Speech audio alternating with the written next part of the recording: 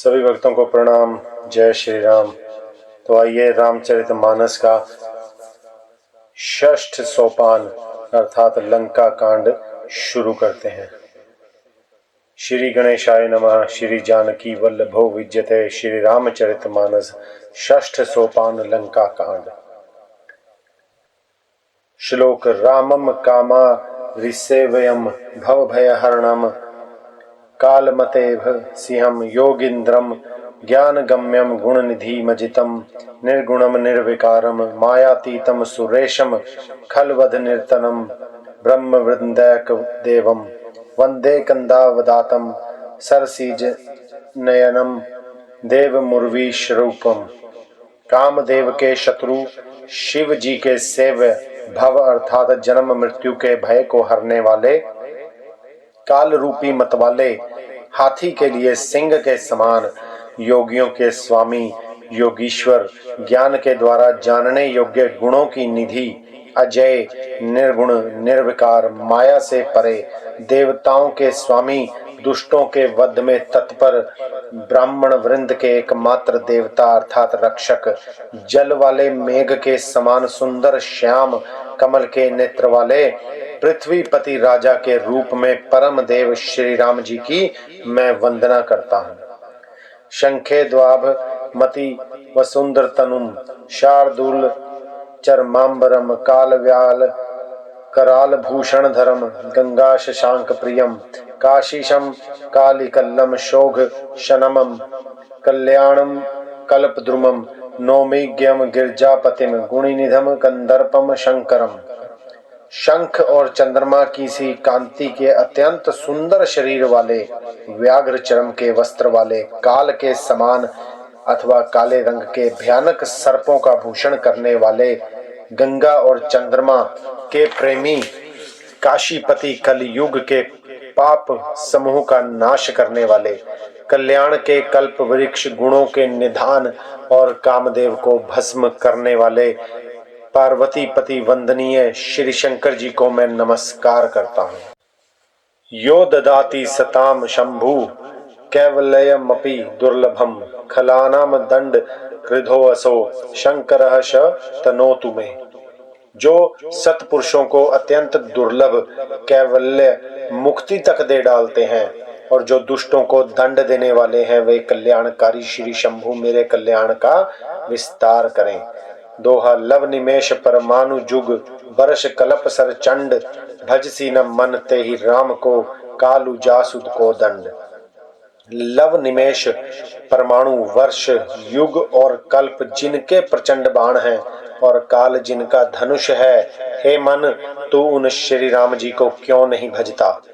सोरठा। सिंधु बचन सुनी राम सचिव बोली प्रभु अस कहेऊ अब विलंबु कही काम करो सेतु उतरे कटकू। समुद्र के वचन सुनकर प्रभु श्री राम जी ने मंत्रियों को बुलाकर ऐसा कहा, अब विलंब किस लिए हो रहा है। सेतु अर्थात पुल तैयार करो जिसमें सेना उतरे।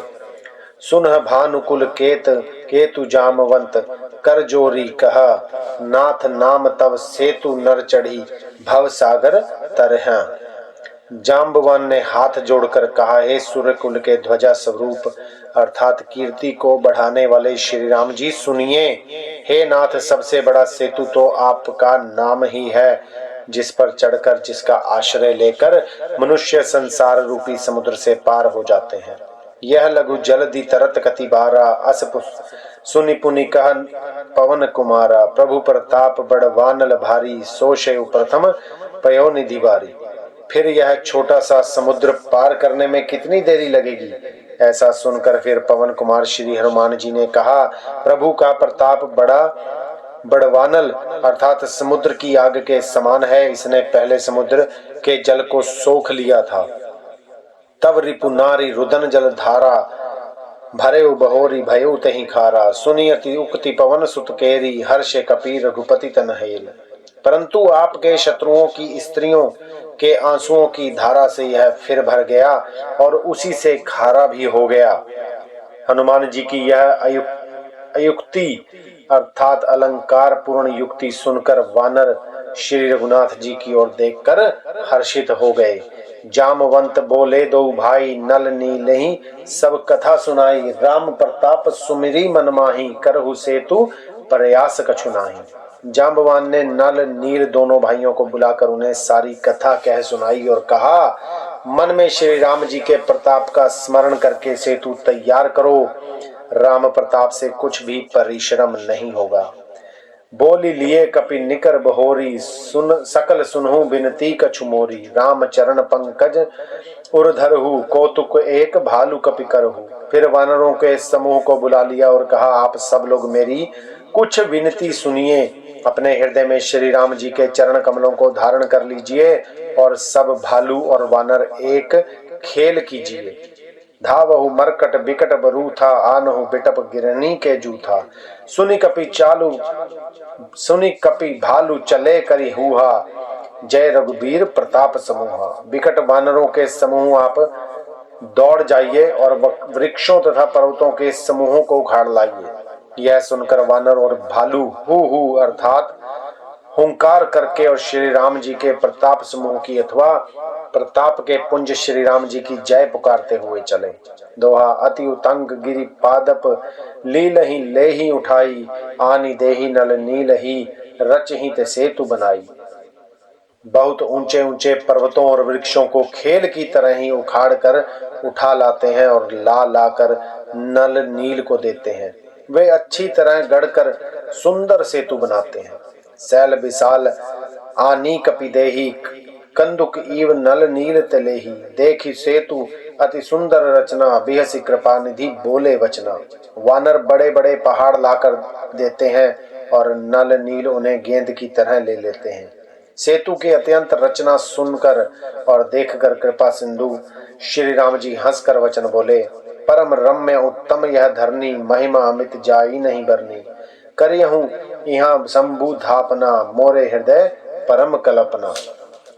यह यहाँ की भूमि परम रमणीय और उत्तम है। इसकी असीम महिमा का वर्णन नहीं किया जा सकता। मैं यहाँ शिव जी की स्थापना करूंगा। मेरे हृदय में यह महान संकल्प है। सुनि कपीस बहुदूत पठाए, मुनिबर सकल बोली ले आए। लिंग थापि विधिवत करी पूजा, शिव समान प्रिय मोहि न दूजा। श्री राम जी के वचन सुनकर वानर राज सुग्रीव ने बहुत से दूत भेजे, जो सब श्रेष्ठ मुनियों को बुला कर ले आए। शिवलिंग की स्थापना करके विधि पूर्वक उसका पूजन किया। फिर भगवान बोले, शिव जी के समान मुझे दूसरा कोई प्रिय नहीं है। शिव द्रोही मम भगत कहावा, सो नर सपने हो मोहि न पावा। शंकर विमुख भगती चह मोरी, सो नार की मूड मति थोरी। जो शिव से द्रोह रखता है और मेरा भक्त कहलाता है, वह मनुष्य स्वप्न में भी मुझे नहीं पाता। शंकर जी से विमुख होकर अर्थात विरोध करके जो मेरी भक्ति चाहता है, वह नरकगामी मूर्ख और अल्प बुद्धि है। दोहा, शंकर प्रिय मम द्रोही शिव, द्रोही मम दास। ते नर करहि कल्प भरी, घोर नरक महुबास। जो जिनको शंकर जी प्रिय हैं, परंतु जो मेरे द्रोही हैं एवं जो शिव जी के द्रोही हैं और मेरे दास बनना चाहते हैं, वे मनुष्य कल्प भर अर्थात घोर नरक में निवास करते हैं। जे रामेश्वर दर्शनु करही, ते तनु तजी मम लोक सिधरही। जो गंगा जलु आनी चढ़ाई, सो साजुज्य मुक्ति नर पाई। जो मनुष्य मेरे स्थापित किए हुए इन रामेश्वर जी का दर्शन करेंगे, वे शरीर छोड़कर मेरे लोक को जाएंगे। और जो गंगा जल लाकर इन पर चढ़ावेगा, वह मनुष्य सायुज्य मुक्ति पावेगा अर्थात मेरे साथ एक हो जाएगा। होई अकाम जो छल तजी सेयहि, भक्ति मोरी तेहि शंकर देयहि। मम कृत सेतु जो दर्शनु करही, सो बिनु श्रम भव सागर तरही। जो छल छोड़कर और निष्काम होकर श्री रामेश्वर जी की सेवा करेंगे, उन्हें शंकर जी मेरी भक्ति देंगे। और जो मेरे बनाए सेतु का दर्शन करेगा, वह बिना ही परिश्रम संसार रूपी समुद्र से तर जाएगा। राम बचन सबके जिय भाए, मुनिवर निज निज आश्रम आए। गिरजा रघुपति कै यह रीति, संतत कर ही प्रणत पर प्रीति। श्री राम जी के वचन सबके मन को अच्छे लगे। तदंतर वे श्रेष्ठ मुनि अपने अपने आश्रमों को लौट आए। शिव जी कहते हैं, हे पार्वती, श्री रघुनाथ जी की यह रीति है कि वे शरणागत पर सदा प्रीति करते हैं। बांध सेतु नील नल नागर, राम कृपा जसु भय उजागर। बूढ़ही आनहि बोरहि जेई, भय उपल बोहित समतई। चतुर नल और नील ने सेतु बांधा। श्री राम जी की कृपा से उनका यह उज्जवल यश सर्वत्र फैल गया। जो पत्थर आप डूबते हैं और दूसरों को डुबा देते हैं, वे ही जहाज के समान अर्थात स्वयं तैरने वाले और दूसरों को पार ले जाने वाले हो गए। महिमा यह न जल्दी कही बरनी, पाहन गुण न कपि नहीं कही करनी। यह ना तो समुद्र की महिमा वर्णन की गई है और ना पत्थरों का गुण है और ना वानरों की ही कोई करामात है। दोहा श्री रघुबीर प्रताप ते, सिंधु तरे पाषाण। ते मति मंद जे राम तजी, भजहि जाई प्रभुआन। श्री रघुवीर के प्रताप से पत्थर भी समुद्र पर तैर गए। ऐसे श्री राम जी को छोड़कर जो किसी दूसरे स्वामी को जाकर भजते हैं, वे निश्चय ही मंद बुद्धि हैं। बांधी सेतु अति सुदृढ़ बनावा, देखी कृपा निधि के मन भावा।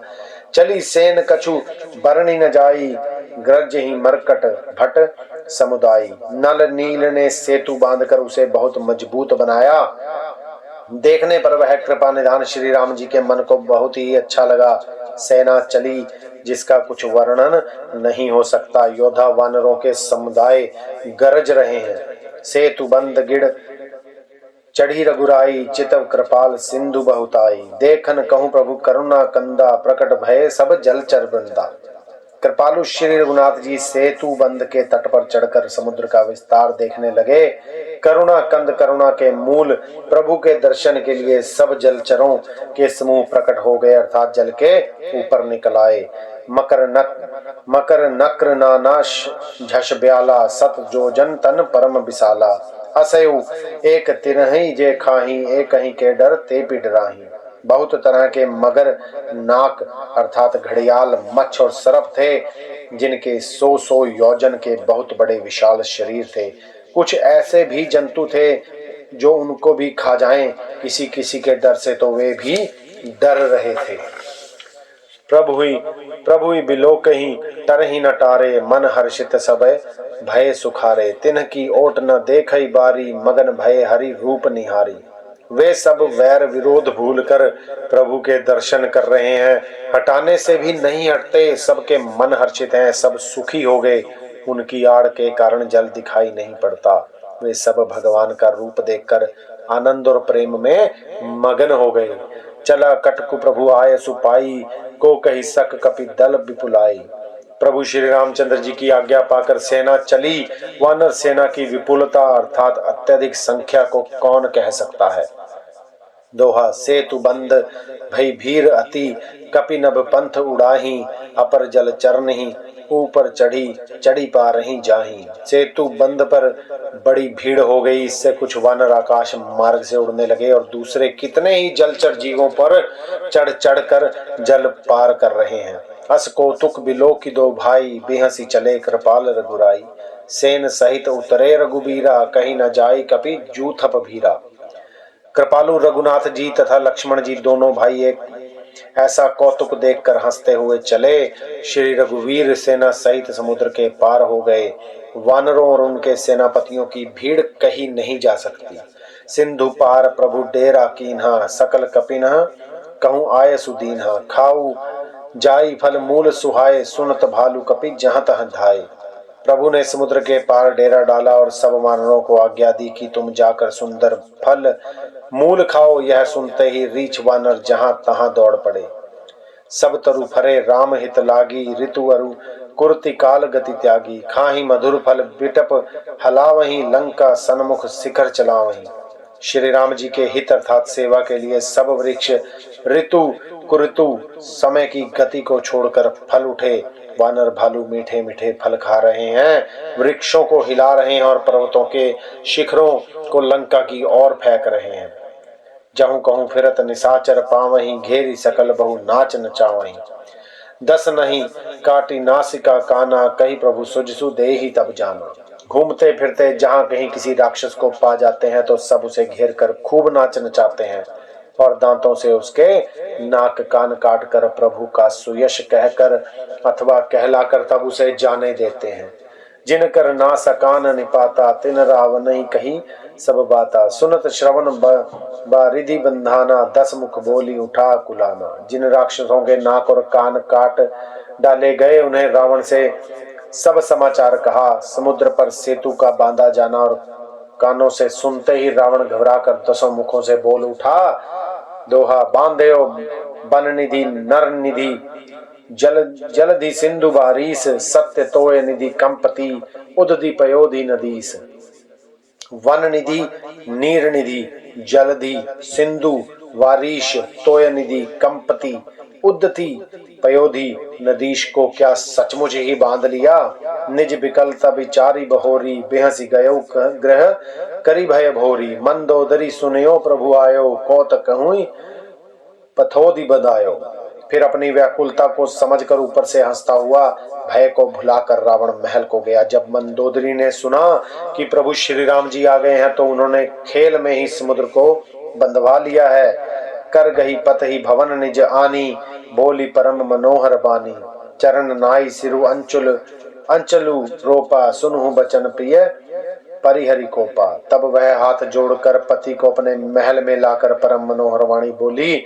चरणों में सिर नवाकर उसने अपना आंचल पसारा और कहा, हे प्रियतम क्रोध त्याग कर मेरा वचन सुनिए।